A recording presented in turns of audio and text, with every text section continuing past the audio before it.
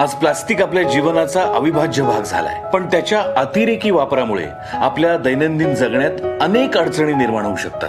Plastic पिशव्या वापरण्यात तारतम्य न ठेवल्यास सांडपाण्याच्या व्यवस्थेत अडथळे निर्माण होतात आणि आपल्याला अनेक संकटांना सामोरं जावं लागू शकतं.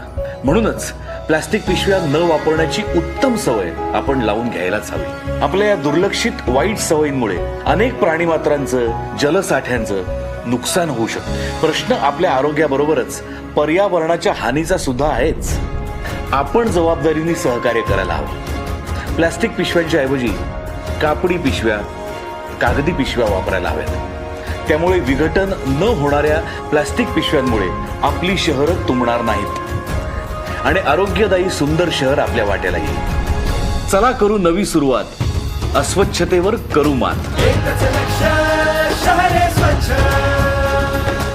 स्वच्छ महाराष्ट्र अभियान, नागरी नगर विकास विभाग. रुजवू संस्कृती स्वच्छतेची.